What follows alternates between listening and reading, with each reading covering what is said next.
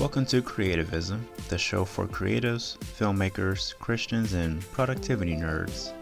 I'm your host, Josh the Creative. In this episode, I actually want to go back like a year ago. So it's about a man who is convinced he's the last person on earth, and we pretty much explore the reality of that truth. And I really had fun working on that film. It was like as far as like the short films that I worked on, it was a step above what I've been doing. Not only in production, but also just overall, I guess, quality, production value wise. Um, and I did I did almost everything. I Now, having done most everything, there were some things that I wanted to explore delegating to other people. Because obviously, when you get to making a film, eventually you're going to be making a film that's so big you can't just do it all yourself. So I wanted to kind of challenge myself to see how is it to actually direct other people, not just the actors, but like crew members. So I got a DP, cinematographer, quote unquote cinematographer, I guess. Really, I just had somebody who operated a camera, but I also rented her camera to be used on set. So it was kind of weird. It's almost like I paid to have her use her camera on set, which wasn't my goal, but that's kind of where it ended up. And the reason why I did that was because she had a C100, a Canon C100 Mark II, and I wanted to explore kind of working with a camera like that. Even if I wasn't manning it myself, I still wanted to kind of see how it is to see that kind of camera operate, because I'm used to just working with DSLRs. So I feel like I had to give myself some exposure to that. And it was the first time I had somebody write the score for the film. It was a buddy of mine who I knew from back in college. Realized that he was working on some film scoring stuff, so I gave him the opportunity to kind of work on this film, and I really enjoyed the content that he had for it. Like it was really good. That was a moment of, or I guess that was a portion of the film where I could have done it myself. Like I produce music. Most of my stuff is just electronic, chill, dance, whatever. I can't really describe it, but I wouldn't have had the creativity that he had, and that was the learning experience that I got from that, and that's kind of what I wanted to gain out of delegating the music production over to somebody else. So really, what I want to do with all that said is kind of go over a list of things that I've learned from that, some mistakes that I made, some things that I think that I was able to succeed in doing, and it at least helped the production of the film overall. So the first thing that I would suggest, based off of what I learned from that experience, was to write a script as if you can do everything, and then plan to do the minimum, and then find a balance in the middle. So what I did not want to do is I didn't want to write the film from the get-go with limitations, because that would keep me from being able to explore any type of creativity or any ideas that may actually be feasible on some level, just from the thought of, oh well, I can't block the scene for that, or I don't have the money for that, so I'm just not gonna worry about it. So I had wrote the script at first as if I could have all these different elements to really structure it and frame it the way that I want it to be.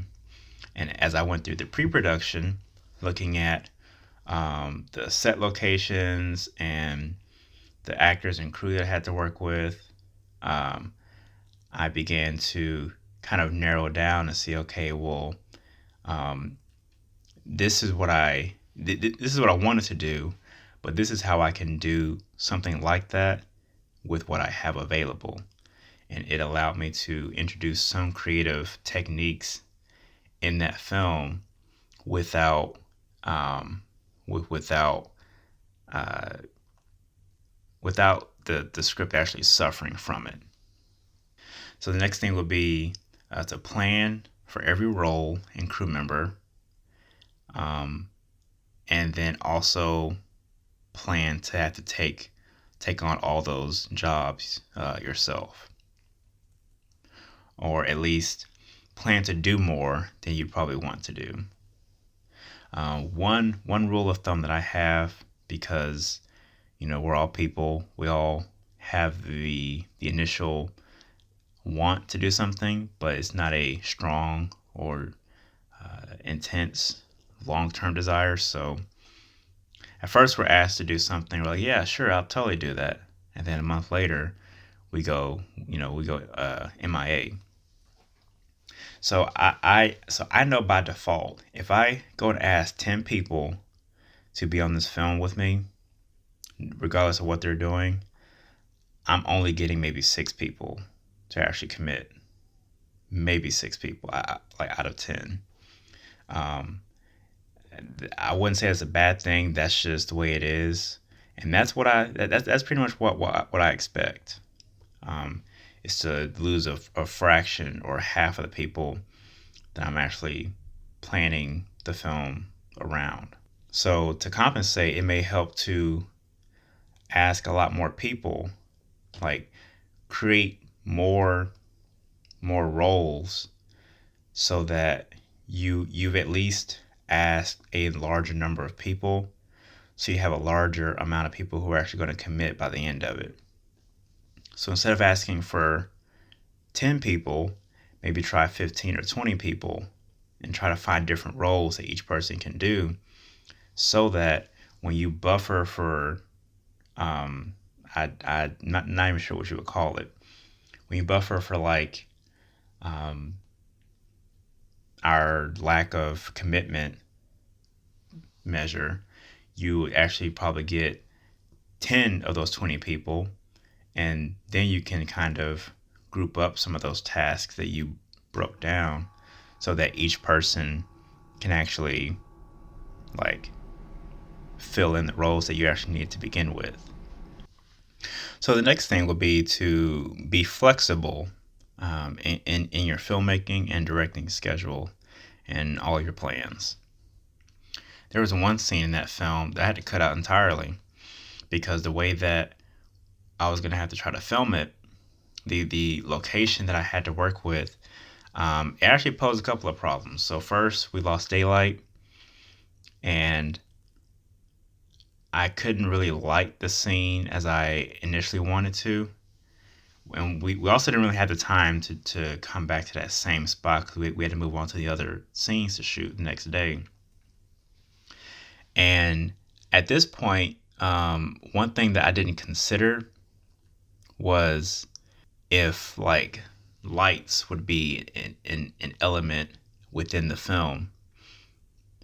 And I actually, and I don't know, thinking back on it now, like I could have just shot it anyway, but it was a combination of not really sure how having the lights on would affect the storyline or the world building, and also the weather was going bad. Like it was about to rain really soon, so I figured, well, instead of stressing out trying to make this work, and because it's a small piece, um, we're going to just cut it out entirely. And what actually happened is, so I rewrote the next scene for the next day that we're shooting. I was able to take elements of that scene that I cut out and smash it into the next scene. So there was extra dialogue in the next scene that was able to compensate. So that way I pretty much did the same amount of storytelling within a shorter amount of time and with one less scene.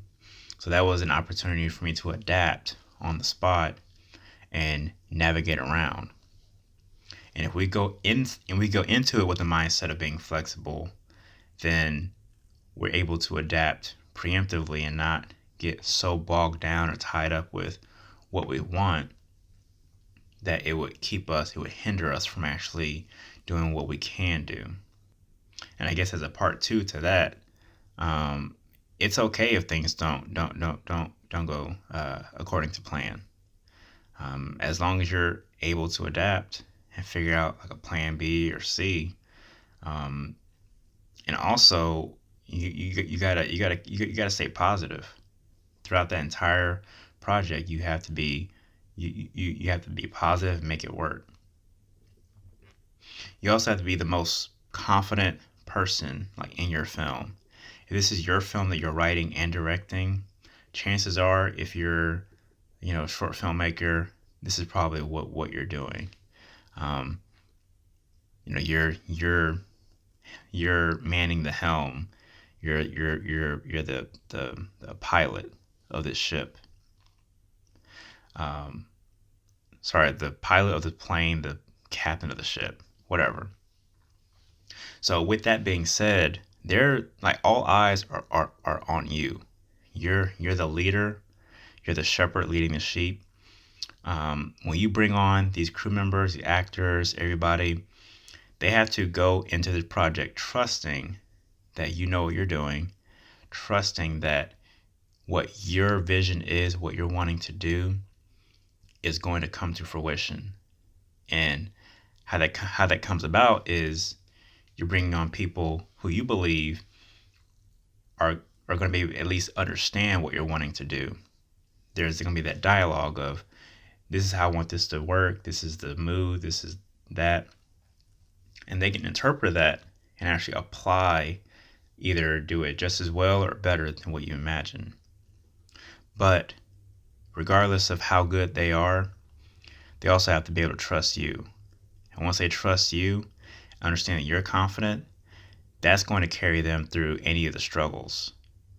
Because it doesn't matter how many films they've been on.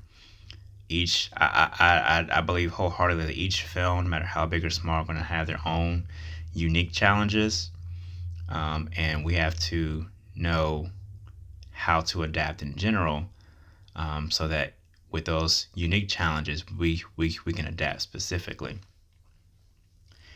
They're gonna have to trust, even through those struggles, that the film is still gonna work. If they see you freaking out, they're gonna freak out. They're gonna be discouraged. They're not gonna put in their effort, their all. But if they see you not flinching, the camera fell down and broke, you're not flinching, you're pulling out your phone as a backup to start filming, they're gonna be like, wow, this person is on it. And like they have like don't give them a reason not to trust your filmmaking, because chances are you're going to want to hire them or bring them on for another project. Through every up and down on the project, just have fun. I mentioned before, stay positive. You have to be the most confident person in your own film. And you also have to set the tone of being able to have fun. Like, laugh at some stuff. When somebody messes up, laugh about it. Like, some of those things are going to be okay. It's so fun when this group of people gets to just laugh and goof off a little bit, just act silly. Now, there's a time and place for all of that, but not every moment has to be this straight, serious, no jokes zone. Give them that breathing space to have a little bit of fun in between takes, to kind of laugh at themselves when they mess up on a line. And allow them to get that release so they can move forward and actually put in the energy. Because you want them to have fun, because that fun is going to pour into even the serious parts. They're going to be able to pour more energy into your project. That's what you're wanting. So you have to pour the energy into them, allowing them to have the fun, helping them to stay positive, and pouring in that positivity in the whole group so they can pour back into the project. This is sort of a cyclical relationship. Another thing that I've learned, and I guess it was something that I didn't already know, it just kind of reinforced this mindset, is you shouldn't be micromanaging those other crew members. Now, that depends on who you're talking about. If you have a camera operator, or you have somebody like a assistant camera operator or somebody like that, where their job is pretty much just to put hands and feet in a position, then yeah, you're probably going to have to micromanage, at least on a level of um, always directing where they should be doing something, or how they should be doing something, or at least giving them, this is what I'm doing, so I need this, this, and this for it to work. That's fine, but you're gonna have people like an actual DP, not just a camera operator to just press record, but somebody who's gonna give a actual perspective on how to shoot the project, how to light the scene. You're gonna have a boom operator who's not just holding a stick, but they're creatively figuring out how to capture the audio on set. You're gonna have the other positions where like a production designer, makeup artist. These are people that you are bringing on not just to be hands and feet, but to be creative thinkers, critical thinkers, problem solvers. So let them solve those problems. As long as you tell them, ahead of time, this is the structure or this is the approach, give them those guidelines to work within, and then you let them creatively think and see how they pour into the project. And of course, there'll be some moments of course correction. Um, you know, we don't always think alike as creatives. I know I've had that experience with a different film where I was the DP for a buddy of mine, and I would have one particular vision, but this other project was his, so I really had to go off of his vision. Um, Now he didn't micromanage, but there were some moments where he had to course correct so that my creative pathway would align with his, so that I can feed his project properly. So if he didn't say anything and he let me do whatever, then the project's gonna turn into something he did not want. And he's gonna look at it in the editing room and think, oh, this is atrocious, or this isn't what I wanted. It doesn't feel like what I wanted. So to put it plainly, don't micromanage, but there are some balances here and there. There's some times and places to apply more managing or less managing. And the last thing I wanted to share is um, most of the project, like most of this film, is finished in the pre-production stage. So if you have a great like pre-production system and approach, and you have good scheduling skills, or somebody who can schedule properly for you, accommodating for locations, availability for the cast and crew, and you also have plans A, B, C, all the way down, then by the time you land on the first day of shooting, then you'll be prepared for pretty much anything. You are setting the stage in pre-production. You have your script, you have your different elements, and you're trying to figure out how to piece everything together so that when you're in production, you're actually just seeing that through. You're setting the vision in pre-production. You're seeing that vision through in the production, and you're finalizing that vision. You're locking it in post-production. But it all has to start from the beginning. Otherwise, every other step is going to be it's going to take more time trying to replan things, trying to accommodate for different stuff, and overall, it's going to hurt the overall production of your film.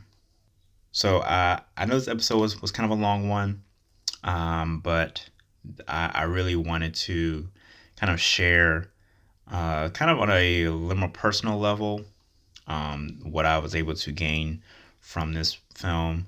I feel that it is important that whatever project you're working on, you actually take some time to assess, what did I learn from this? And also, what mistakes did I make from this that I can learn from? One of the mistakes that I made, I mentioned earlier, having rented a camera with the camera operator, I spent $400 on that just to rent that person with her camera for 2 days of shooting. And of the 3 scenes that technically of the 3 or 4 scenes that we shot, one of them she wasn't there for because of some other project, so I had to film myself. And even though I had good intentions on trying to expose myself to the aspect of filming with a better, like a more cinema camera, the end result kind of turned out like it didn't add that much more to the production value, to the look of the film. Now there's some really good shots that I like to see, but with everything going on in that film, it could have easily gotten by with just the DSLR. And if I was able to spend $400 on the production on one element that wasn't even crucial to its overall production value or look, I could have easily spent that $400 on putting it into film festivals, advertising it, like putting it out there. And that's something I'm going to be considering for my next film. Like, if I can put money into it, where should I put it that's going to really benefit? And one of the more obvious answers would be put into film festivals. Like, I could take a fraction of that. I can take $100 and submit it to at least a couple of film festivals, maybe 3 or 4, possibly. And that particular film, I believe, has some potential to be something somewhere. But the next film, the next project I'm working on, I have an even greater expectation for. So I hope that you really got to receive and absorb and understand, and also contemplate what you can be learning from your next project. So I hope you enjoyed this episode. Please share this with your friends and be on the lookout for the next episode. They come out every Wednesday morning. You can follow me on Instagram at _JoshTheCreative, and you can find my music on SoundCloud under Lewis Effect. I'll catch y'all next week. Deuces.